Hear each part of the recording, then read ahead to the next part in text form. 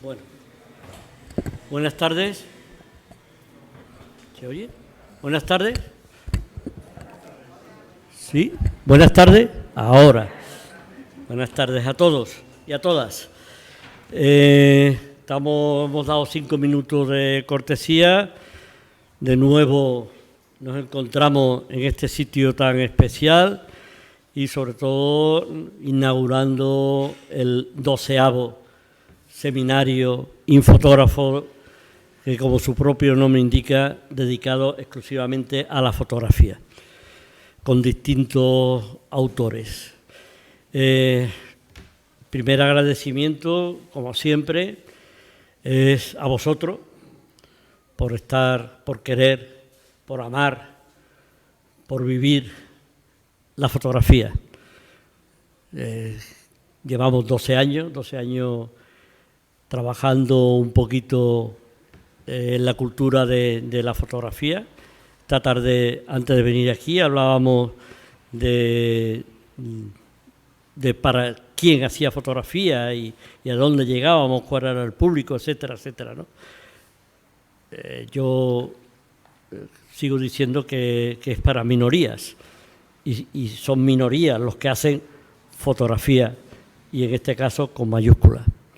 Bueno, además de a vosotros, agradecer a la sede de la Universidad de Alicante y en su nombre Jorge Olcina, que hoy se excusa porque no ha podido asistir. Ya sabéis que todos los años él viene a acompañarnos y sobre todo a abrir la jornada, las 4 jornadas que celebramos normalmente. Este año no ha podido asistir, lo mismo viene mañana, sé que está de viaje. Agradecimiento también a la Asociación ELUA por el esfuerzo. Mira, está aquí Jorge. No, vente para acá. Vente aquí, hombre, conmigo. Sí, te acabo de dar la entrada. Te estaba excusando, ¿cómo te voy a excusar? Te cedo la palabra enseguida, Jorge. ¿Qué va? Bueno, ha llegado Jorge Olcina, que le estábamos echando de menos, y digo, bueno, a lo mejor mañana viene. Bien, estaba comentando precisamente el agradecimiento a la sede y en este nombre, y en nombre suyo, en su representación, Jorge Olcina. Sin ello, no podríamos hacer bueno, lo podríamos hacer con el esfuerzo de los socios que ponen la pela como siempre, pero en este caso tenemos una ayuda importante y no solo de espacio, sino económico. Entonces, el que se nos apoye a la fotografía, a este seminario, y llevamos ya, como os decía, el 12º aniversario, pues yo es muy, creo, para agradecer. Iba también agradeciendo a la Asociación ELUA, en la cual sus componentes, unos más, menos, aportan su granito, o aportamos, en este caso, que yo estoy aquí como representante de la asociación, nuestro granito de arena para que esto vaya a feliz término y traigamos, creo que siempre, y si no, casi siempre, y si no, no a gustos de todo, pero tratamos de que sea con una calidad interesante, a Eduardo Nave, que nos va esta tarde a hablar de sus proyectos sobre esos paisajes que ya luego abriremos, como sabéis, él va a hablar, y luego abriremos un turno de palabra y hablaremos con él, intentaremos que nos comente las cosas que se nos queden pendientes un poco. Le voy a dar el paso a Jorge Olcina, que es el director de la sede, además de otras cosas, pero aquí en este caso, y bueno, y amigo nuestro, y compañero, y bueno, y de todo, ¿no? Y luego yo haré la presentación del autor, porque el currículum es necesario que conozcamos a las personas que vienen a acompañarnos esta tarde. Jorge, te dejo la palabra. Pues, buenas tardes, disculpen el retraso en la entrada a escena. En primer lugar, una tarde de alegría, ¿no?, para la sede, porque, como bien decía Javier, se cumplen 12 ediciones de Infotógrafos, y cuando se consolida una actividad como esta, como ya está consolidada la de Infotógrafos, pues es un motivo de mucha satisfacción, ¿no? Podríamos decir que no es raro que se haya consolidado estando Javier detrás, pero en parte es así, ¿no? Él es un poco el culpable, entre comillas, de que esto naciera hace 12 ediciones y haya ido pues creciendo, ¿no?, en temáticas, en motivación, en interés a lo largo de estas ediciones, ¿no? Y bueno, hoy 2022, mayo 2022, nos encontramos aquí en la sede inaugurando una nueva edición. Por tanto, Javier, gracias. Gracias por tu labor de muchos años aquí en la sede. Como saben, Javier es como de la casa, porque él conoció los orígenes de esta casa y empezó con esa asociación, ¿no?, que a mí me gusta siempre decírselo de nombre tan bonito como es la de Escritores de Luces, a trabajar el tema de la fotografía con sus cursos, con sus seminarios y sobre todo con esta edición de Infotógrafos que ha abierto la fotografía de Alicante al resto de España y viceversa, ¿no? Y es muy de agradecer. Por tanto, públicamente, Javier, muchas gracias por un año más de Infotógrafos, ¿no? Y a nuestro ponente de esta tarde, pues darle la bienvenida a Alicante, a la sede, además con un título de conferencia pues para mí muy cercano, como es el del paisaje, paisajes contemporáneos. El paisaje es la expresión máxima de la cultura, ¿no?, de un pueblo, de una civilización. Nuestros territorios están formados por unidades de paisaje, ¿no? Y a veces no nos damos cuenta, a veces pues no caemos en la importancia que tiene, ¿no?, la labor que a lo largo de la historia y en la actualidad pues sigue desarrollando el ser humano en su espacio, en su medio, para ir transformándolo y ir adecuándolo a sus necesidades y, en definitiva, construir paisajes, ¿no? Por tanto, bueno, pues seguro que vamos a tener una charla, una conferencia y luego un debate muy interesante. Bienvenidos a la sede universitaria. Afrontamos, ya llevo algunos días diciéndolo de estas semanas pasadas, el tramo final de este curso académico. Como saben, la programación de la sede se mueve a ritmo del curso académico de la Universidad de Alicante. Afrontamos este mes de junio, que nos va a llevar hasta las fechas de hogueras, en las que bueno, pues cerraremos un poco la actividad cultural.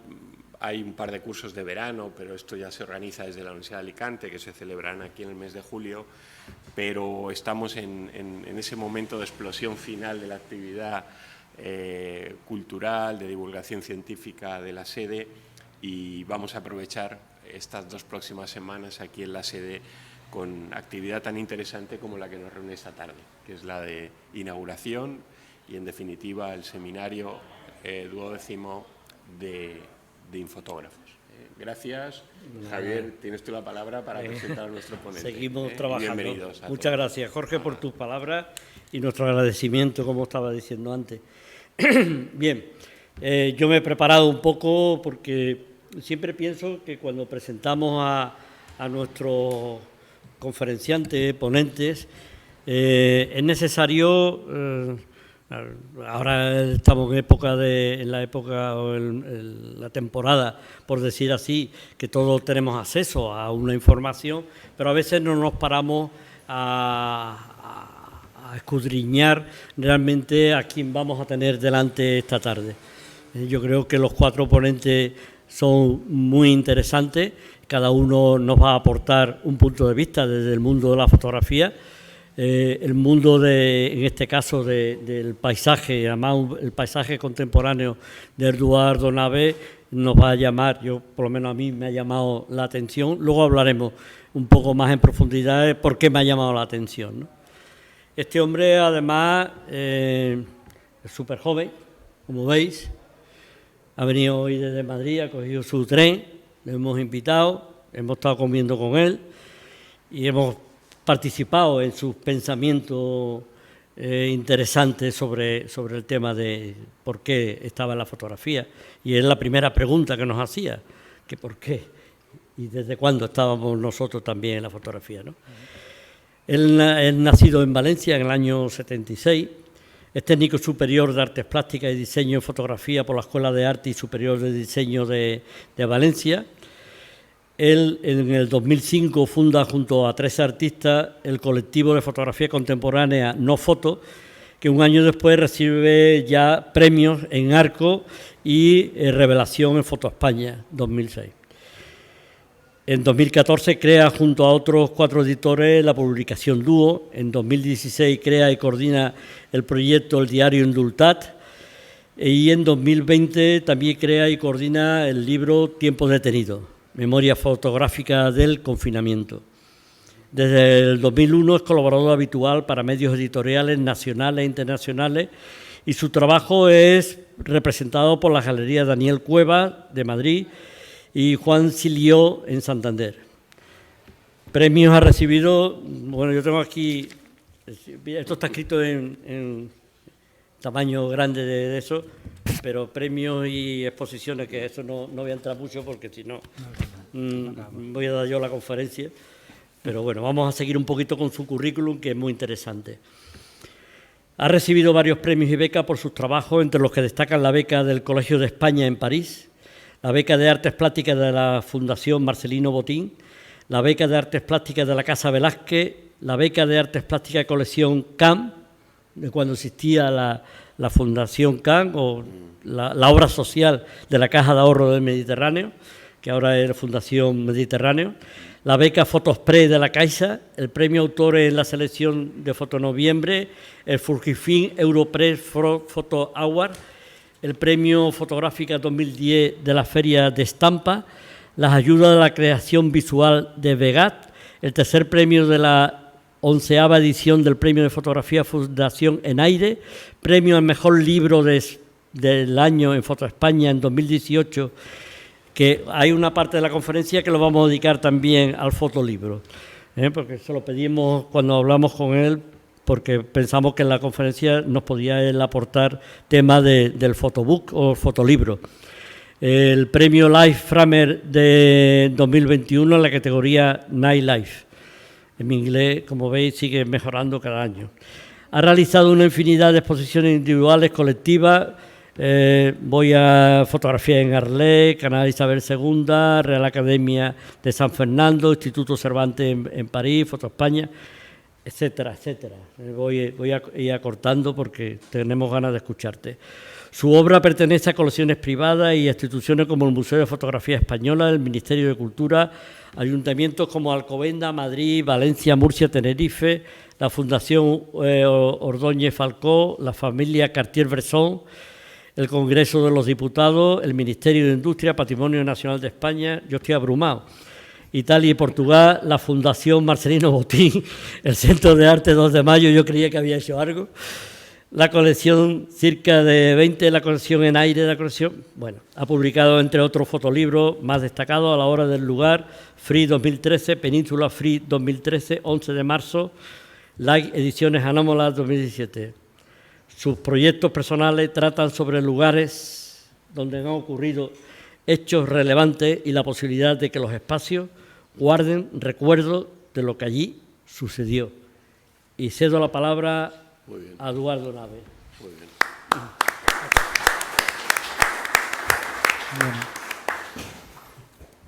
Buenas tardes. Es un placer estar aquí en mi... ¿Se me oye bien? ¿Sí? ¿Me separo o...? A ver. Hola.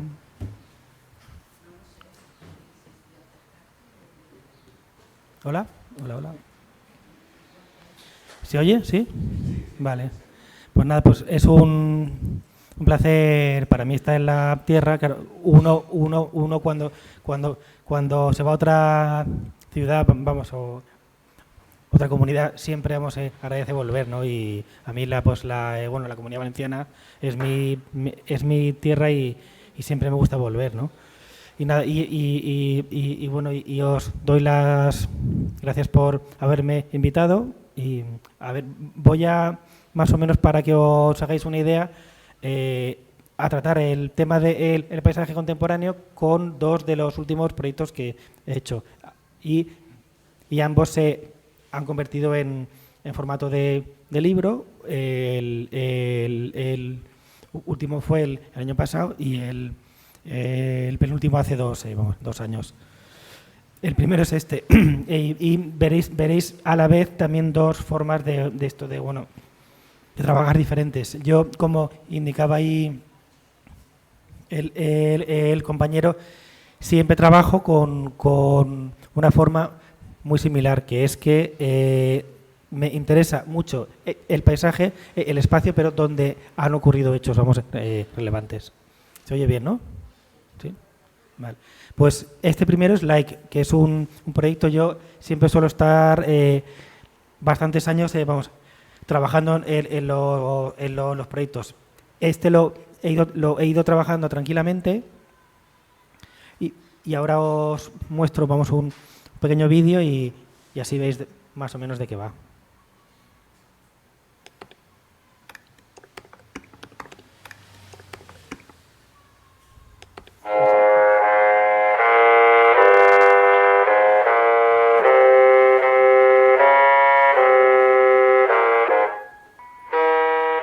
Libro cero, sucumbir a la fascinación, buscar con los ojos un horizonte imposible, latitudes de contornos dudosos, delimitaciones ambiguas de un paisaje intacto. Lograr que la cámara actúe en un lugar incómodo y caprichoso. Poder flotar a la deriva y mostrar una visión insólita e inmóvil del mundo.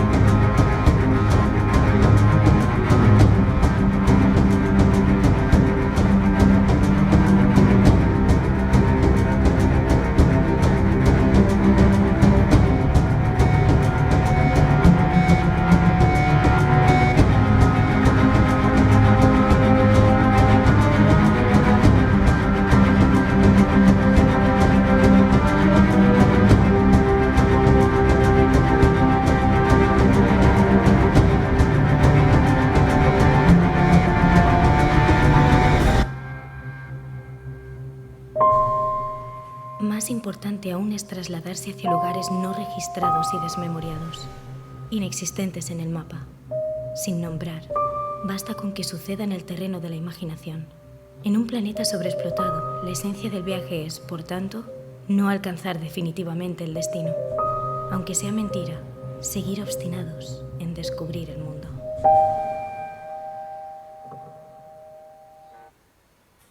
Pues eso es Like. Like es un proyecto que empecé con la idea, con la obsesión, digamos, de encontrar el paisaje perfecto. Yo llevo ya, recorriéndome el mundo más o menos desde hace 20 años y al principio iba con revistas donde me indicaban a mí que querían ver un paisaje perfecto, inexplorado, y a medida que iban, digamos, nos íbamos pasando los años, veía que ese paisaje puro y perfecto, por culpa de la, digamos, manifestación turística, se iba perdiendo, ¿no? Como ejemplo, le indiqué a una amiga, vio las imágenes y el libro, y le pedí que si en 3 ilustraciones podía explicarme ella el proyecto, ¿no? Pues Like es un proyecto paisajístico y ese propio paisaje es asumido, engullido por el propio ser humano, y el ser humano pues se engulle a sí mismo, ¿no? Y más o menos eso es Like, ¿no? Empecé con la idea en el 2003 y acabé en el 2018. No estuve todos los años, claro, trabajando, pero sí que es cuando empecé el proyecto y iba surgiendo, digamos, la idea que veréis ahora, ¿no? Tuve la suerte y que el proyecto desde el principio funcionó bien y me dieron varios premios con el libro. Ahora os voy a hablar de el proyecto y del libro y el proyecto, ¿no? Pues porque yo creo que es uno, se concibió así. Like es un libro de libros, ¿no? Donde habla de, en este caso empezamos por el libro 0, que es donde yo, recorriéndome el mundo, me voy encontrando con ese paisaje que aún es puro, perfecto, inalterado, ¿no? Veréis aquí que hay un montón de portadas.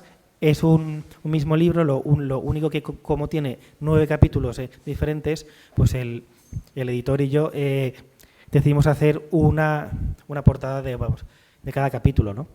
Y como ha tenido 2 ediciones estos diferentes, pues veis aquí dos portadas diferentes, ¿no? Pues esto es lo que os comentaba, cómo ese paisaje puro y perfecto va desapareciendo, pero en este capítulo voy viendo esos lugares maravillosos, intactos, que aún quedan en el mundo, ¿no? Y tranquilamente los voy fotografiando, ¿no? Luego ya pasamos al capítulo 1, que es donde el ser humano, yo entiendo que a partir de 1914, cuando empieza ya a volar, pues el mundo se hace pequeño, ¿no? Y puedes, coger un avión e ir de un lado a otro en pocas horas, ¿no? Pero aquí aún continúo con esa mirada paisajística y de observar este mundo, ¿no? Aún que está empezando a ser alterado tranquilamente. Y hago imágenes aéreas donde ya se ve una pequeña intervención del ser humano, y a veces más, ¿no? Me podéis interrumpir y preguntar cuando queráis, que es más ameno, ¿no?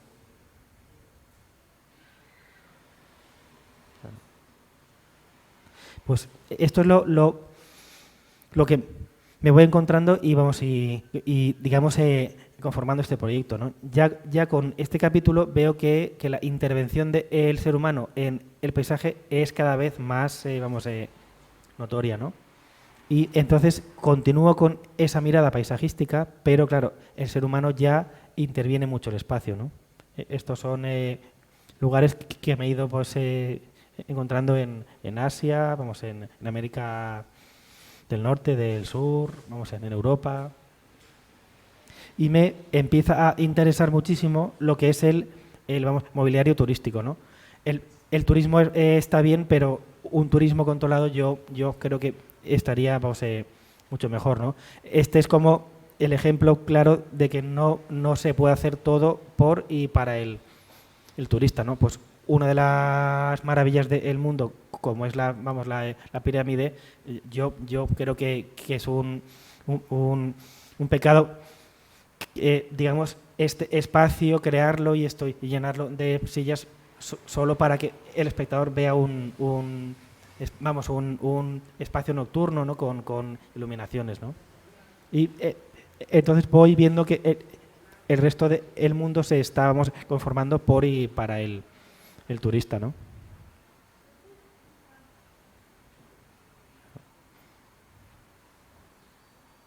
Y encuentro pues situaciones muy extrañas que ni tan siquiera entiendo, ¿no? Esto es Sicilia, ¿no? Y no sé qué hace un avión de combate con una Torre Eiffel emulada ahí, ¿no? Pues esto me lo he ido encontrando a lo largo del planeta en muchos sitios. Y luego sitios que al principio eran, pues, en este caso una cantera, hoy en día es un jardín, vamos, en Menorca está y es algo, digamos, bonito y donde el turista va, que era impensable hace años, ¿no? Y aquí con el digamos, capítulo 3, ya el ser humano ya, digamos que está invadiendo ese espacio, ¿no? El paisaje, pues desde un glaciar, esto es, vamos, en Patagonia, por ejemplo, ya se ve en ese espacio como en la intervención del ser humano, ¿no?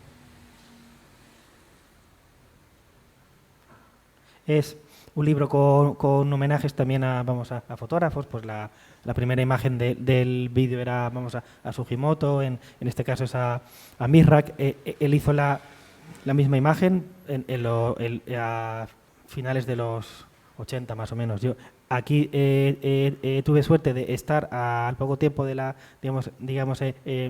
primavera árabe y encontrarme con esta maravilla donde no había nadie, ¿no?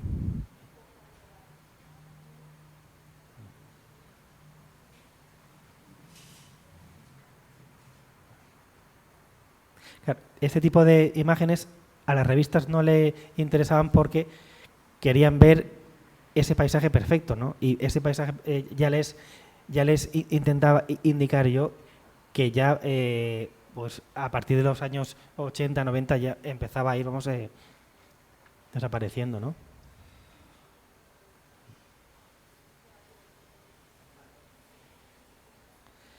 Y luego ya en este capítulo vamos viendo que ese espacio, ese paisaje ya se va conformando por y para el turista, ¿no? Ya se hacen viajes para ese turismo, se colocan, animales donde no, deberían, ¿no? Y se crea, pues, un espacio, digamos, turístico, ¿no? Que ya no sabes si es cierto o no es cierto, si en realidad es así o no, pero nos encontramos, esto es Almería, por ejemplo, Alejandría, Wuhan, Nueva York, El Cairo, son iguales, ¿no? Los espacios estos, y a pesar de que tengan mucha distancia, ¿no?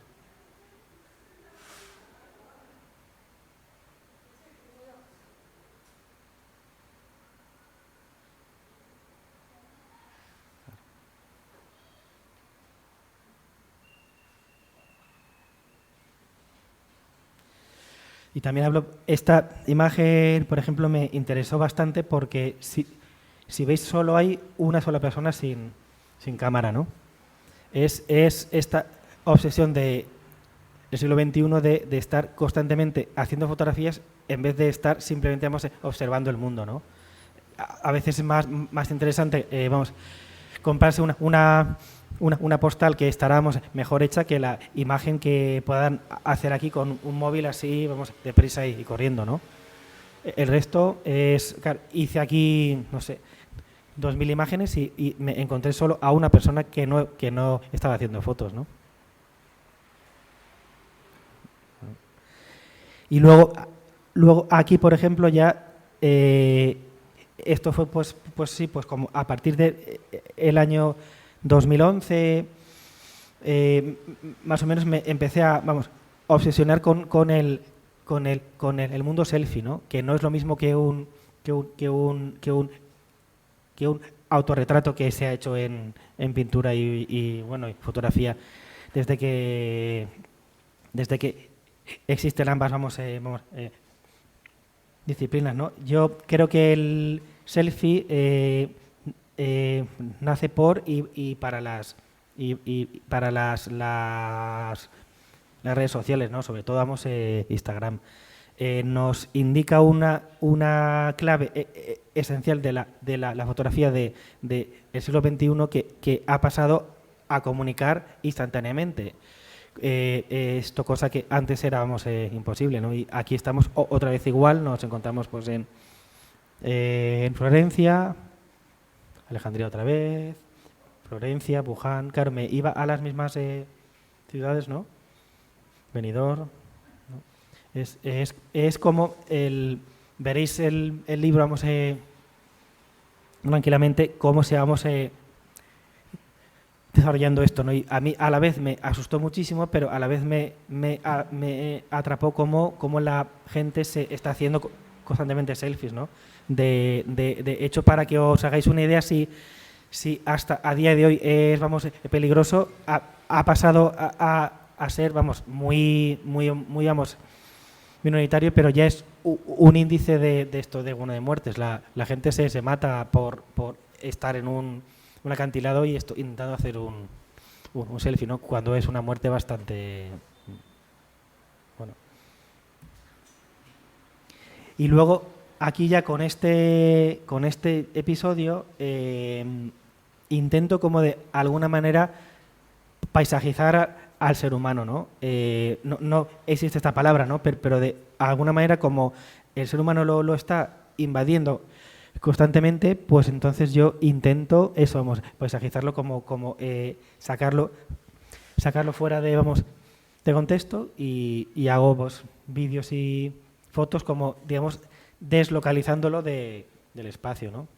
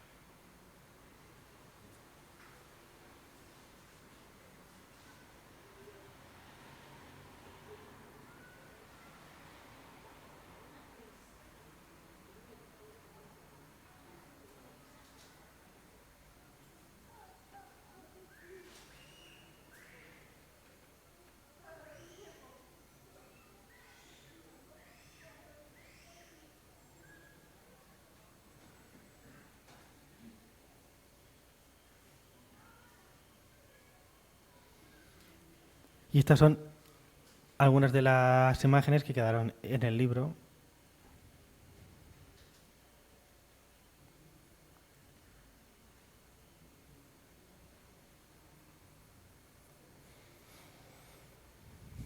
Y esta es una a la inversa en un evento que me encontré en Madrid, viendo que el ser humano está como hiper mega comunicado, pero está mucho menos, vamos, comunicado con el de al lado, ¿no?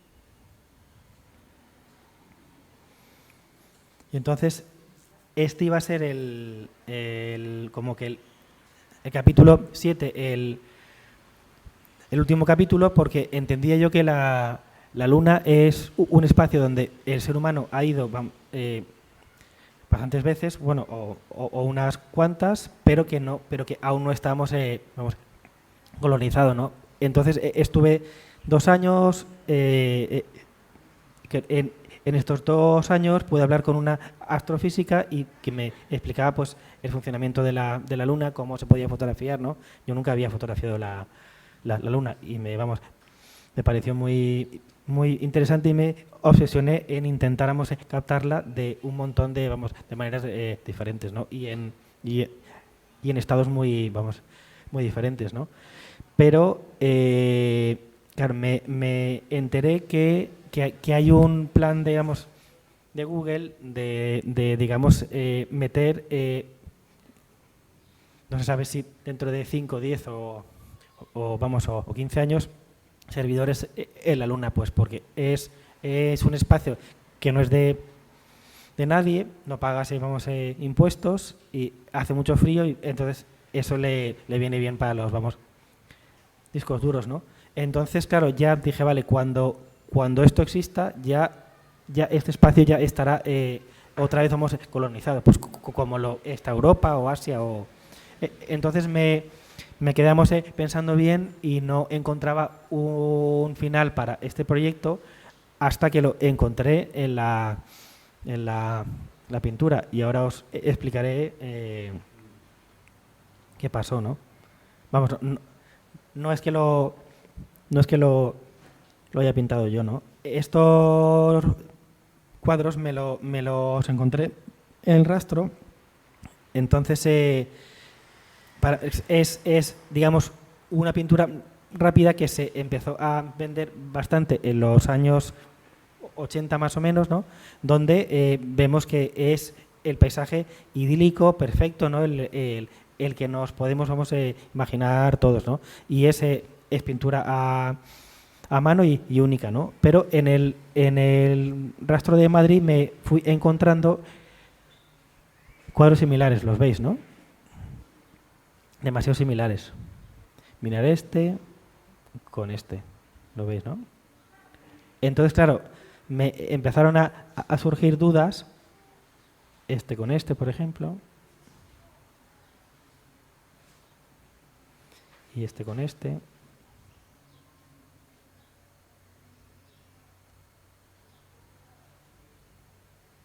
Claro, de si es un cuadro pintado a mano, pues en teoría debería ser único, ¿no? Claro, entonces averigüé que, claro, como la imaginación no es, infinita, en realidad estos cuadros los pintaban en una empresa, varios, pintores, y era pues el especialista en rocas, en mares, en ríos. Y entonces, claro, podían pintar mucho más rápido y vender pues a precios, digamos, más populares, ¿no? Pero entonces, claro, yo dije, vale, el cuadro que pueda tener yo en mi casa puede ser demasiado similar al que tengas tú en tu casa. Entonces, claro, este final es imposible también, ¿no? Como que yo voy buscando ese paisaje perfecto que lo había encontrado en la pintura y es imposible, ¿no? Y así me quedé con este final, ¿no? del libro, bueno, o del proyecto, ¿no? Claro. Y ahora pasamos a, pues, un poco así al libro, cómo está hecho. Algo que hemos hablado hoy en la comida, por ejemplo, es los cantos, dorados. Indican, pues como una similitud a la Biblia, es un libro de libros. El primer capítulo es como el Génesis de la Tierra, ¿no? Y algo que me llamó muchísimo la atención y por eso le hice un vídeo es cómo se hacen estos, cantos dorados, ¿eh? Lo podéis ver ahora.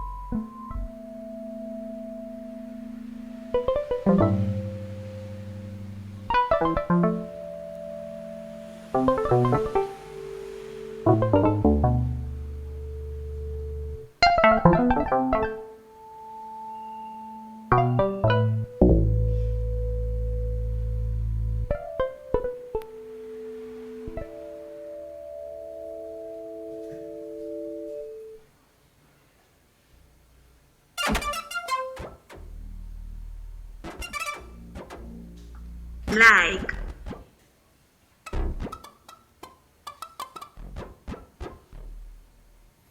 Claro, pues, increíble, ¿no? Como hoy en día, en esta época de industrialización, ¿no? Cómo se hace esto, los hacen de 12 en 12 y imaginaos hacer, pues en este caso, en la primera edición que se hicieron 1200 y en la segunda 1500, ¿no? Es un trabajo que yo creo que merecía la pena documentar, ¿no?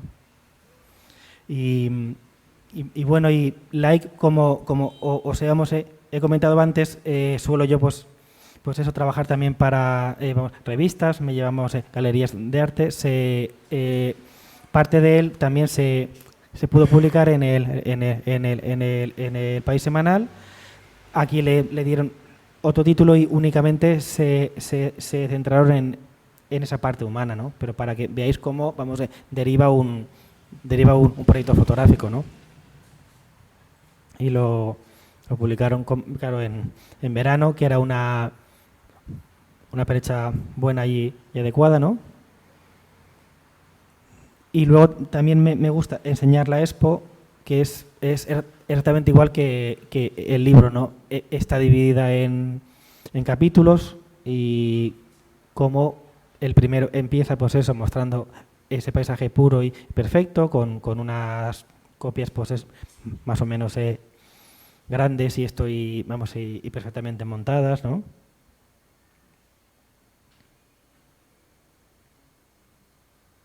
Esta se hizo en Alcobendas en el 17.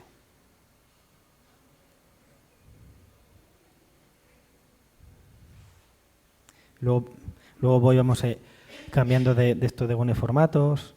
Entramos en otra sala donde la imagen ya importa menos, pues porque es más el mundo selfie, ¿no?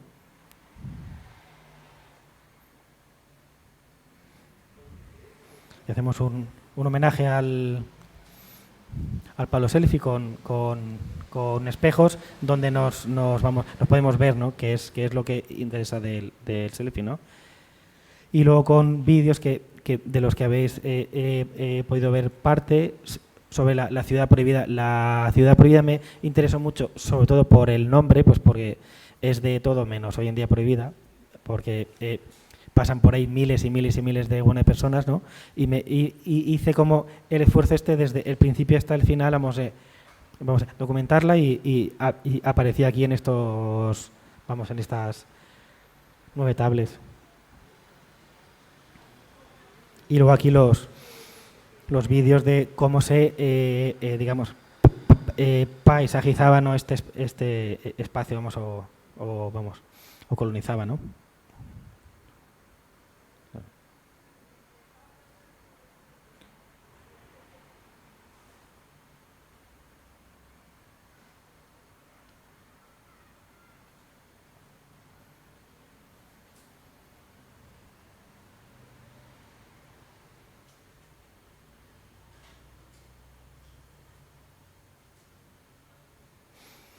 Y esto es like.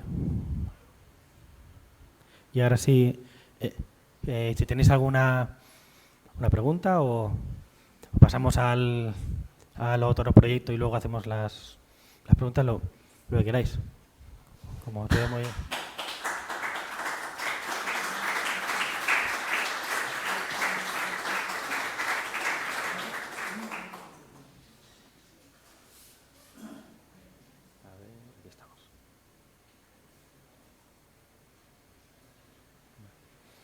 Si tenéis una pregunta, me la hacéis, ¿eh?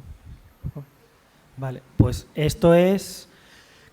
en realidad a través de este proyecto fue cuando empecé yo a hacer más proyectos luego a posteriori sobre lugares donde hubieran ocurrido hechos, vamos, relevantes. En este caso yo, el día D fue como el día que digamos, comenzó el final, el principio de la Segunda Guerra Mundial, y entonces yo esto desde crío lo tenía grabado en mi mente, ¿no? A mí me encanta la historia y vamos, en concreto como yo nací a finales del siglo XX, pues me interesaba mucho lo que había pasado a principios del siglo XX, ¿no? Y vamos, sí, y nací con estas imágenes, ¿no? Con las operaciones de la Segunda Guerra Mundial y sobre todo con el día D. El día D para mí era como eso, pues como el principio de algo, ¿no? De afortunadamente el fin de una guerra, ¿no? Pero fotográficamente me llamaron muchísimo la atención las imágenes de esto de Gunekapa, ¿no? Que se ha hablado muchísimo de que en el laboratorio se estropearon y que quedaron pocos, vamos, negativos, pero yo creo que gracias a eso fueron diferentes del resto, ¿no? Y a mí estas imágenes, yo creo recordar que las vi con 9 años, pues se me quedaron grabadas, ¿no? Y entonces dije yo, alguna vez cuando sea mayor, quiero pisar esas playas, ¿no? Estos son mapas de la época. Y ahora en un vídeo veis más o menos lo que hice. Este proyecto lo hice en el 2003, 4 y 5 y luego en el 2019, coincidiendo con el 75 aniversario, regresé otra vez y hice otro proyecto completamente diferente, pero en un mismo lugar. Veremos ahora el primero.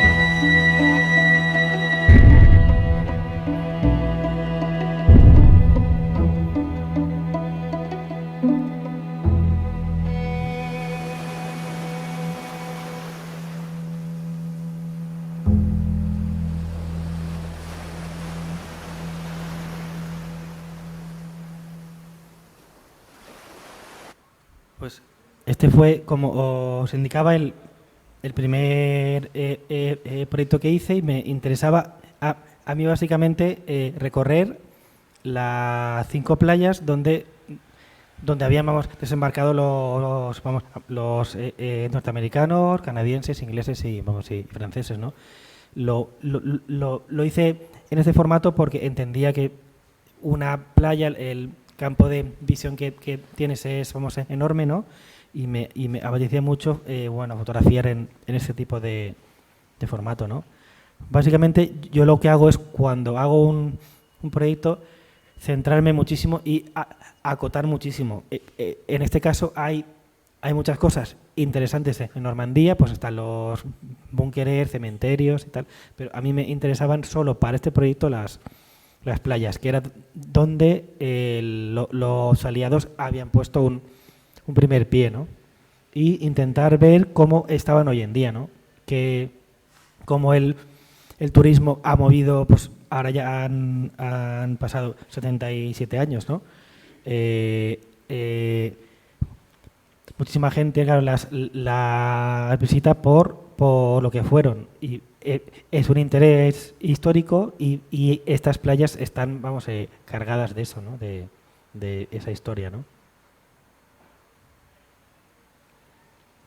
Yo soy de los que creen que en un lugar, si han acontecido hechos, pues esos hechos se quedan guardados de alguna manera en la memoria, ¿no? Y por eso fui a estas playas. Por eso he hecho también un proyecto sobre ETA, sobre los lugares donde ha ido cometiendo estos atentados, y soy de los que creen que ese lugar queda marcado para siempre, ¿no? En este caso, un lugar con unos acontecimientos tan importantes, pues me interesaba muchísimo ir y verlos, ¿no? y tocarlos.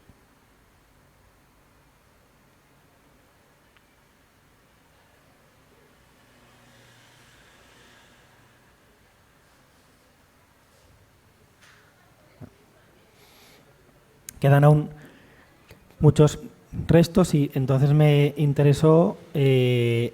Esto lo hice un primer año cuando estaba ahí viviendo en París, pues vi que estaba muy cerca de Normandía, y decidí irme para allí. Luego, al siguiente año, con una beca de la Fundación Botín, me interesó solo los restos que habían quedado aquí. Esto fue como la mayor operación militar anfibia de la historia, ¿no? Esto pues lo estuvieron más o menos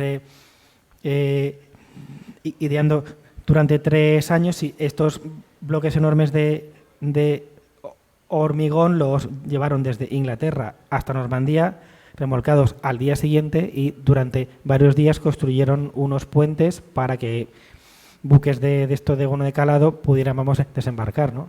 Porque no es lo mismo ganar una batalla que una guerra. Si en este caso ganas el primer día, pero al día siguiente no puedes ni abastecer de medicamentos, alimentos y municiones, pues al día siguiente te comen otra vez, ¿no? Y de hecho son las playas con unos restos bélicos más importantes que hay, ¿no? Daros cuenta de esto, de cómo es un barquito, ¿no? Y la dimensión que tienen, ¿no? Y este año me centré única y exclusivamente en los restos, y ya pues este proyecto se expuso en medio mundo, en un montón de ferias, se vendió bien en la galería, y entonces en el 2019 me invitaron, coincidiendo con el 75 aniversario, en Foto España, en Tabacalera, a hacer una expo. Pero como no me apetecía hacer una expo de el trabajo que había hecho ya, pues me apetecía volver otra vez y ver, claro, yo en 15 años, pues como persona y fotógrafo, creo que había cambiado bastante, ¿no? Y entonces me puse un montón de, premisas de las que la historia es que no podía repetir las mismas imágenes ni con la misma cámara ni el mismo equipo. Y entonces vi qué era lo que ocurría en el 2003 y en el 2019. 2003 ni existía Facebook, ni Instagram, ni el smartphone. Claro, imaginaros en esos años lo que había cambiado. Y entonces decidí llevarme un dron, porque no, claro, 15 años atrás no existía. Decidí meterme en el agua y decidí trabajar muchísimo en el antiformato paisajístico, que es el formato vertical, ¿no? Me interesó mucho porque por culpa del el teléfono, claro, fotografiamos así y no así, ¿no? Y entonces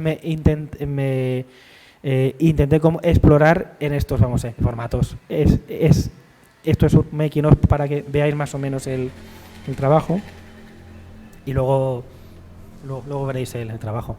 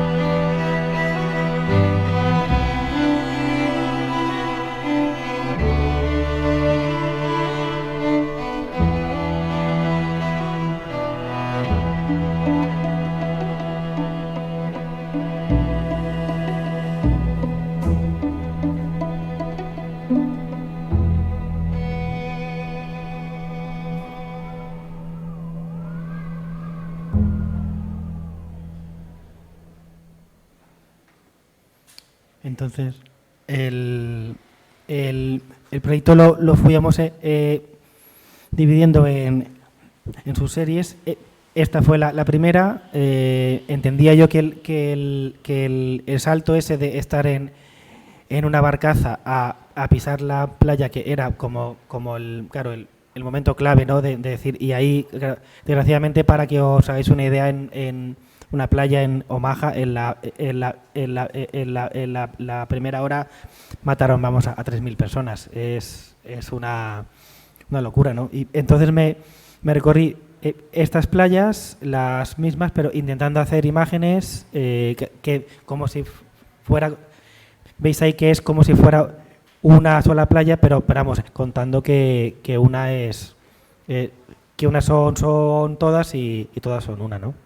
Y luego ya me centré en los restos de los puentes artificiales, pero en este caso vistos con un dron, que es como esta nueva visión que hace años era imposible, ¿no?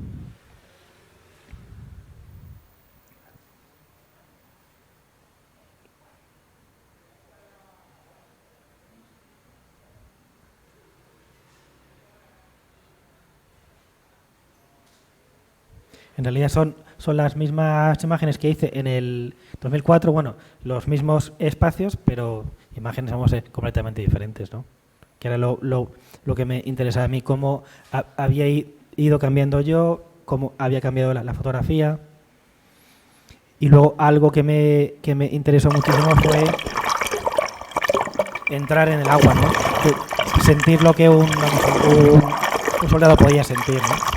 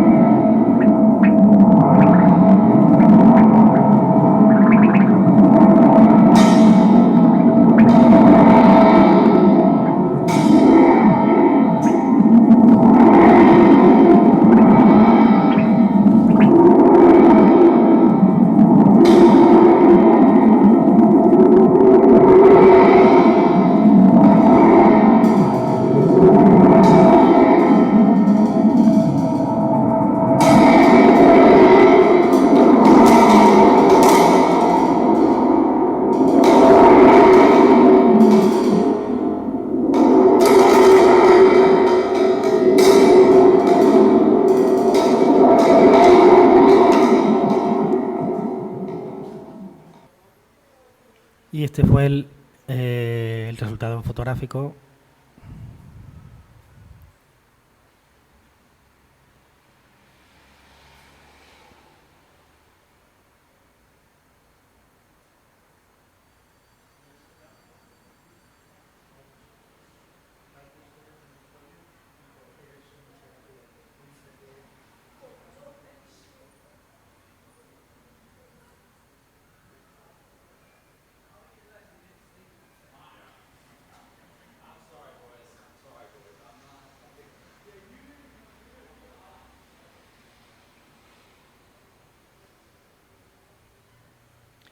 Y bueno, lo que antes os comentaba del mundo vertical, ¿no? Claro, para mí daros cuenta que los primeros viajes lo hice con una cámara panorámica, que era la cámara perfecta pues para hacer paisaje, ¿no? Lo veías ahí estupendamente. Pues luego decidí hacerlo al revés, ¿no? El vertical. Primero en formato vídeo. Luego veréis por qué se montó esto en la sala. Pero me interesó muchísimo cómo ese espacio en vertical y donde ocurrían cosas también, siendo que para mí es como el antiformato también, ¿no? Paisajístico.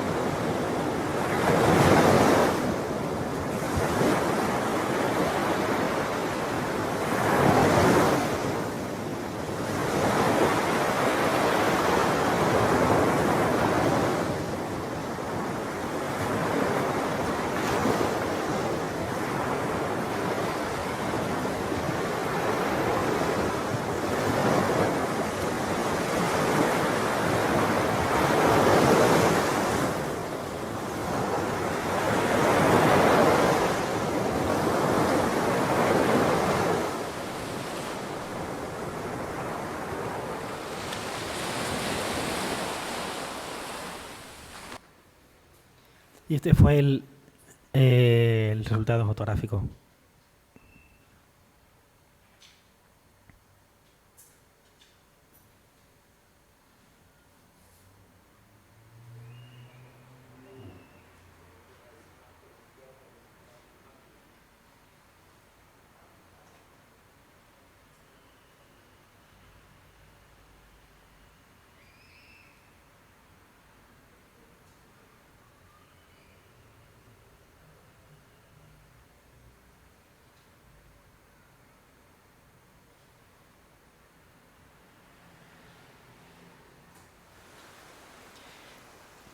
Y luego, como os he mostrado antes con Like, esta es la expo que se hizo conmemorando el 75 aniversario en Tabacalera, en Madrid.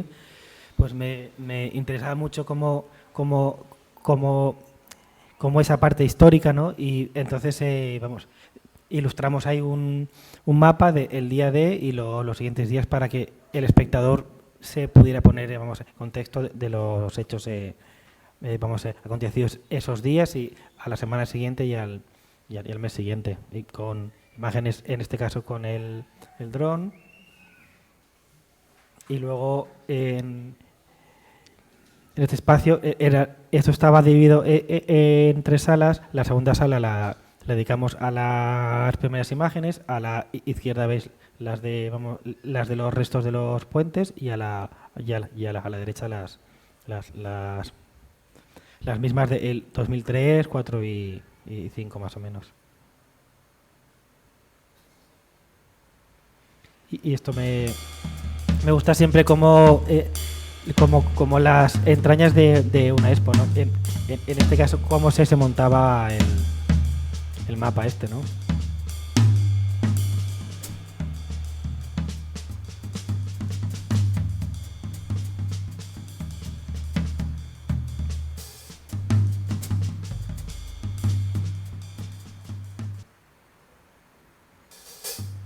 Y aquí la expo.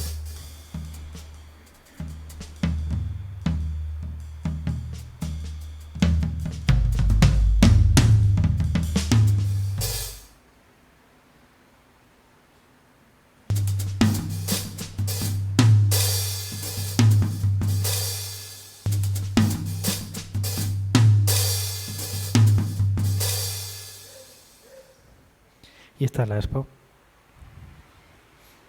Ahí veis las 4 playas. Y luego, desde que empecé en Normandía, pues empecé también a coleccionar revistas live de la época, donde mostraban, claro, yo creo que es como la guerra mítica, fotográficamente hablando, ¿no? Y Live pues fue la revista, ¿no? de la época, ¿no?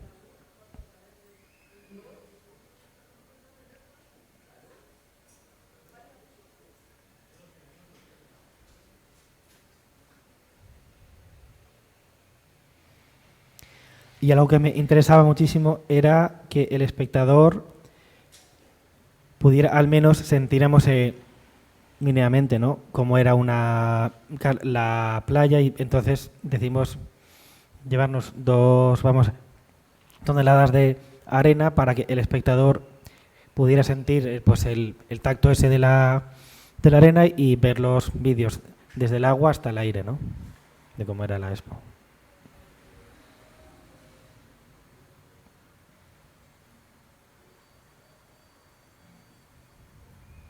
Y luego una expo similar, pero en una galería de arte, para que veáis la diferencia, ¿no? Que es completamente diferente, ¿no?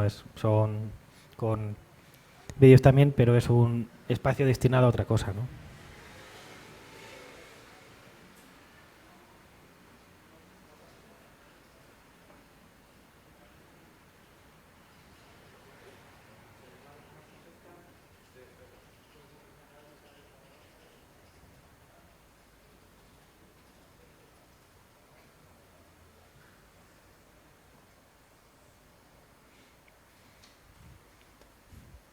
Y lo mismo que con Like, pero con el País Semanal, esta vez aprovecharon el formato vertical, y la revista tenías que girarla.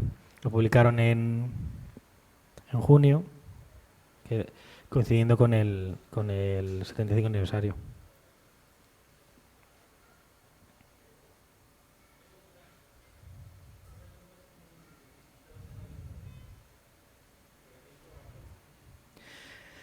Y esto es el libro. El libro es, pues, al igual que Like, ahora lo hablaremos en el debate, pues todos los libros siempre están muy pensados. En este caso es un plástico que es una playa, el tacto de la cubierta es un tacto arenoso, como esa playa ensangrentada, ¿no? Y luego el libro cuenta básicamente cómo es desde el principio hasta el final, mezclando esas imágenes.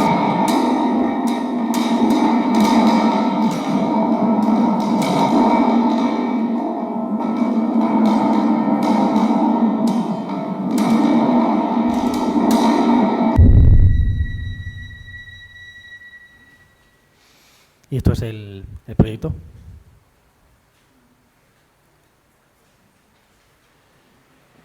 Pues empezamos cuando queráis. Sí.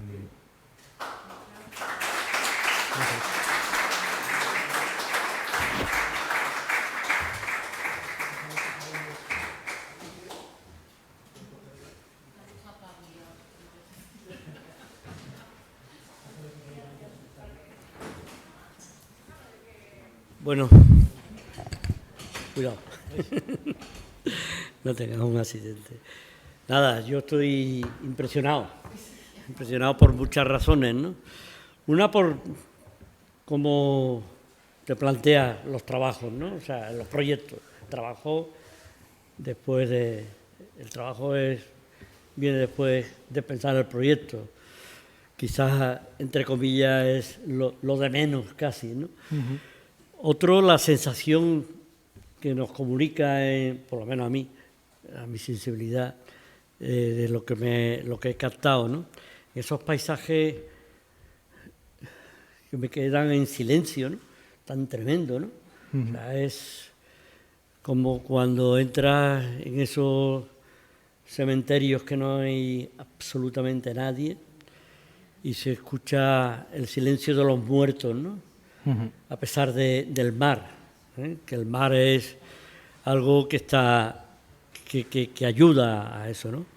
Hay otra cosa que me ha llamado la atención y que te quiero preguntar, que hay muchos paisajes tuyos en donde la organización es absolutamente formal.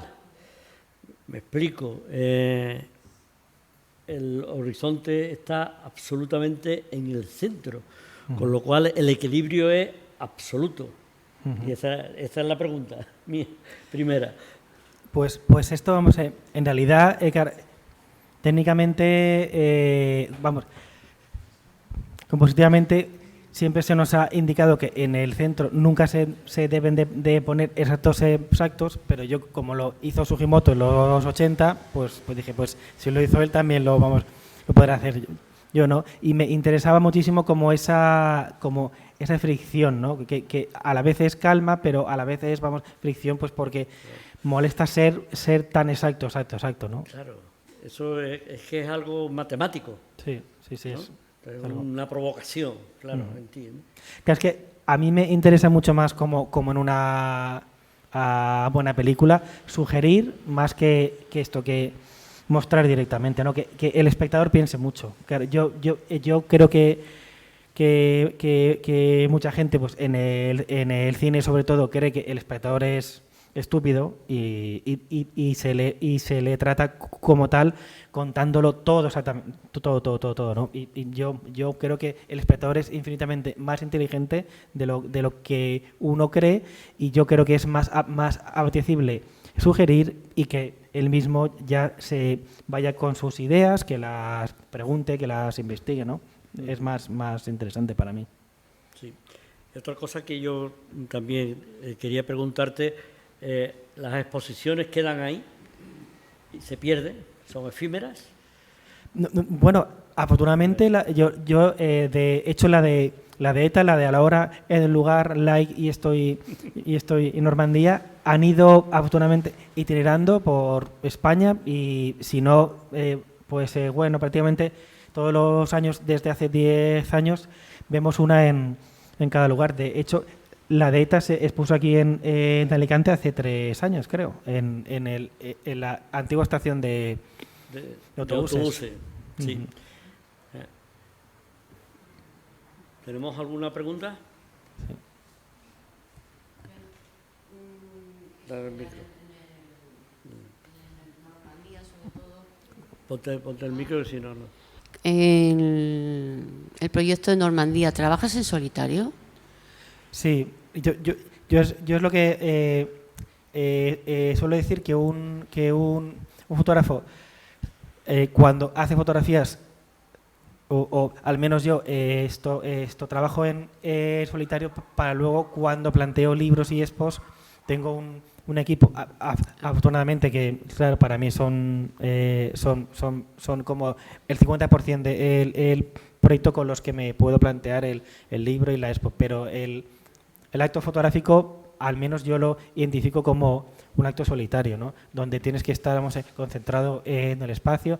Sí que a veces viene alguien y me hace un vídeo, ¿no? Pues como en este caso, por ejemplo, pero intento estar siempre solo. Me refiero, cuando se ve la cámara, bueno, ya estabas asumiendo el riesgo de que la cámara iba a ser invadida y que era un tipo de cámara. Ya he visto que trabajas con un montón de material, ¿no? Sí. Vale. Sí, no, claro, la historia que en este último viaje que hice en Normandía, pues claro, me llevé una caja estanca para meterla en el agua, luego un dron. Sí, a mí me gusta pensar en el proyecto y luego en el equipo, ¿no?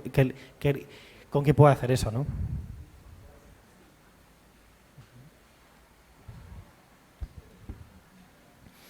preguntas?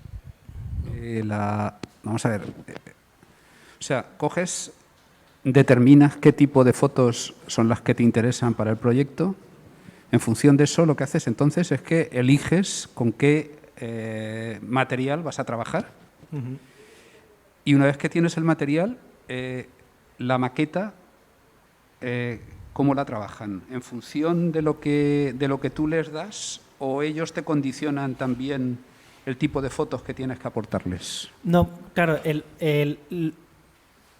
lo que hago antes que un libro y una expo es el proyecto, ¿no? Digo, vale, pues este proyecto de Bueno de Normandía tiene estas imágenes de estas características, y una vez ya hecho el proyecto, cuando pensamos en una expo, vemos cómo puede encajar este proyecto, y a veces unas imágenes no encajan para el proyecto, pero para el libro sí, y esto, y viceversa, pero lo esencial es el proyecto.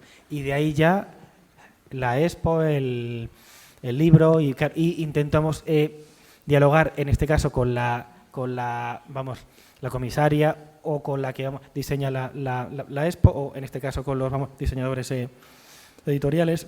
Siempre hay como el equipo pensando en el proyecto, en qué formato, en qué papel, cómo van a ir las imágenes, pero siempre pensando por y para el proyecto, ¿no? Uh-huh. No al revés, como que decir, bueno, vamos a hacer este libro y a ver cómo encajan estas imágenes. No, es hecho el proyecto a ver cómo encaja un libro, ¿no? Te quería también preguntar, he visto que los proyectos tuyos, los que hemos visto aquí, son, y otro, el de la ETA también, ¿no? Que antes sí lo hemos comentado, son muy costosos, son muy grandes, muy, iba a decir, ostentosos. Para mí, no quiero decir con eso la palabra ostentoso en plan negativo, sino al revés. Me parece muy bien el que los proyectos fotográficos y la fotografía tengan una dignidad de las grandes, ¿no? Todo eso, ¿cómo se costea? Cuéntanos un poco. Claro. ¿Dónde encuentras? Pues yo desde el principio supe que estos proyectos los hago por pura necesidad. Claro, si no necesitara hacerlos, no haría ninguno, porque requieren el coste que pongo yo es el tiempo, y el tiempo es, pues bueno, ya habéis visto, con el de ETA pues estuve 5 años, con este estuve 3 y luego dos más, ¿no? Y yo sé, con la que he estado 15 años. Siempre lo que yo me planteo es que si voy a poner tiempo, no voy a poner dinero. Entonces, pues busco siempre pues una beca, un premio, o empiezo con una beca y acabo con otra. Por ejemplo, el de ETA lo empecé con la beca de la Casa de Velázquez, y lo acabé con la beca de la CAM. Claro, necesité dos becas para hacer el proyecto ese, porque yo creo que bastante hace el fotógrafo poniéndose un tiempo si encima tiene que poner dinero. Y aparte, algo que yo hago siempre es, yo únicamente sé hacer fotografías, no sé hacer otra cosa, pues yo cobro por ello, ¿no? Siempre con las expos, con los libros, con todo. Claro, no puedo hacer gratis mi ¿Vives de trabajo, ¿no? ¿Tú vives de la fotografía? Sí. O sea, ¿te permite vivir? Sí, yo únicamente me dedico a esto. Bueno, y en verano hacer paellas, que según dice las hago bien. Qué bueno. No, es broma. Pero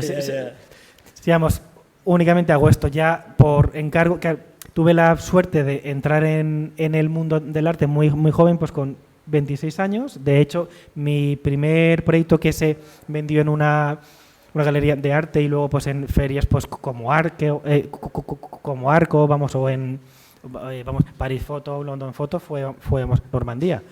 Eso me ayuda muchísimo a mí, claro, me aporta esa economía, claro, ese pilar fundamental. Sin él sería imposible. Y luego también son los encargos de esto de revistas, pues como en España, por ejemplo, el País Semanal o El Mundo del Libro. También ya desde hace años ayudo yo a otros fotógrafos a acabar el libro, a editarlo también. Claro, me gusta algo físico, ¿no? Que con esta era digital el aportar a alguien pues una ayuda y que acabe con algo tangible, ¿no? No me gusta. ¿Por ahí? No veo, no. Por ahí hay...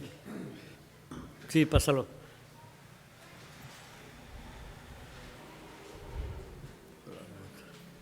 Ahora sí. A la hora de diseñar ese proyecto, ¿qué importancia tiene la cronología y qué importancia tiene el peso, digamos, del relato o del diseño a la hora de, digamos, de montar la exposición o de diseñar un fotolibro? Hombre, yo creo que es muy importante ambas cosas, claro. Pero te refieres a la digamos cronología explicando el... Sí, me refiero a esos años que le has dedicado, por ejemplo, en Normandía, esos dos periodos que los dedicaste a fotografiar. A la hora de hacer el proyecto, con el de Normandía evidentemente sí que ha habido una cronología, ¿no? Una primera visión y una segunda visión. Pero con el otro proyecto, el de Like, por ejemplo, esa cronología también la intentas mantener para hacer el relato, o a la hora, digamos, de exponer ese proyecto juegas más con la imagen, ¿me explico? O sí, juegas más con la cronología pura y dura. Esta foto fue de un año hasta el año siguiente, No, con Like, por ejemplo, como yo me planteé un proyecto para mucho tiempo, sí que decidí, por ejemplo, hacerlo todo en 6:7, en película, porque con los años no iba ni a cambiar ni esa cámara, ni esa película, ni ese escáner, ¿no? Si lo hubiera hecho únicamente en digital, pues imaginaros, las cámaras de hace 15 años eran una patata y las de hoy en día ya son muy buenas. Pues eso lo hice, claro, así, por ejemplo, para poder intercalar imágenes que hacía hoy y de hace 15 años, porque yo iba en la mente más o menos con estos capítulos. No eran exactamente iguales, ¿no? Pero sí que decir, vale, el primero, el paisaje puro y perfecto, pues hay imágenes del 2003, del 2005, 8, 10, ¿no? Normandía se ve, claro, claramente que fue el primer proyecto y el segundo, ¿no? Pero con Like, con la idea esa, dije que, claro, técnicamente que no me fastidie, que no se vea una imagen mal y la otra muy bien, pues lo hago todo con película, menos las últimas partes, claro, la luna, por ejemplo, o el mundo selfie, que necesitaba más imágenes. Eso ya es, digital, ¿no? Pero sí que me interesaba que no se notara cronológicamente si he hecho una un año y otra otro año, ¿no? ¿Hay alguna pregunta más? Bueno, deciros que... Tenemos tiempo, ¿eh? Ya, sí. Preguntar. Ah, sí. Es que veo aquí a contraluz. Bueno, no veo, mejor dicho. ¿Cómo?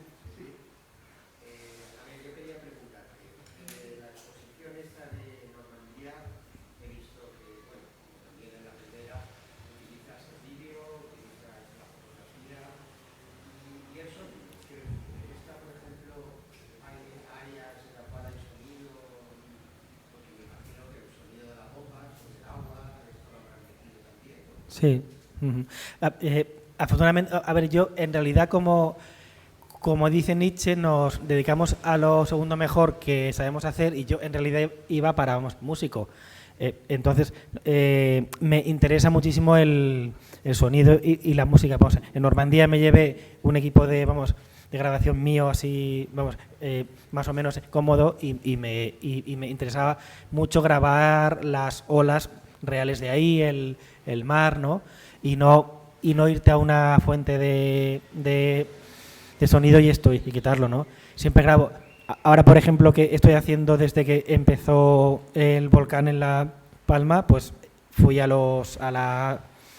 a la semana ya he hecho 4 viajes y allí me llevo también el aparato de esto de buen sonido y el micro, porque precisamente un volcán, claro, yo nunca había estado, ¿no? Y lo más alucinante de un volcán, las imágenes son impresionantes, ¿no?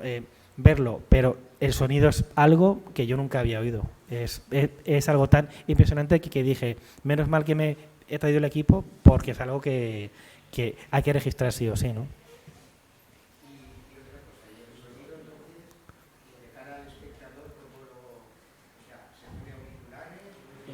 El micro.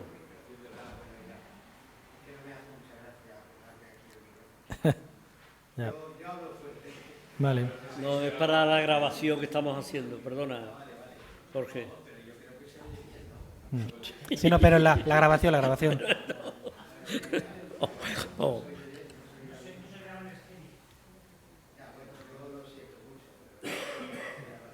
Vale. ¿Lo último? Bueno, lo que quería saber es de cara al espectador cómo percibe el sonido. Vale. ¿Es un sonido ambiental o se tiene que poner auriculares? En la expo era un sonido ambiental donde escuchabas, de hecho, aquí lo podemos ver, donde aquí escuchas el mar y pisas esa arena, ¿no? Y así más o menos te pones en, digamos, situación, ¿no? Y en otras expos que he hecho sí que se ponen los cascos, pues porque están viendo un vídeo más, digamos, concreto, ¿no? Pero,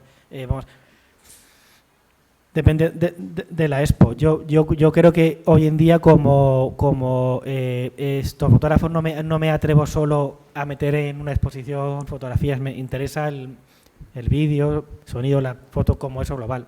De hecho lo mismo todo, ¿no? El cine es foto, la foto es, literatura, como dice Navia, ¿no? Y es más interesante así, ¿no?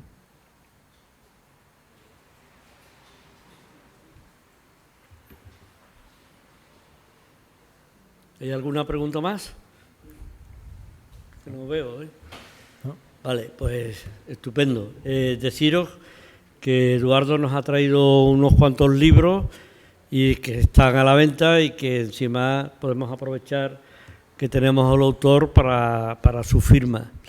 Recordaros que mañana continuamos con Infotógrafos y que vendrá Manuel Lorenzo, que ha hecho un viaje, entre comillas, iniciático a la guerra que estamos viviendo en estos momentos y ha estado allí, bueno, pues como freelance y nos va a contar, bueno, pues la historia que él ha vivido en un Ford Fiesta o no sé qué, un pequeño coche y allá que se metió hasta el fondo se ha metido hasta el fondo de la guerra. Mañana estaremos con él. Darle las gracias a Eduardo por sobre todo por compartir todas las cosas todas no, porque sabe un montón más seguro, que no nos lo ha contado, pero hay que contarlo todo, como tú bien dices, sí. Y yo estoy de acuerdo que en fotografía lo único que tenemos que hacer es insinuar y que nuestro público estudie, trabaje y se sensibilice con nuestra fotografía. Muchas gracias y un aplauso. Gracias.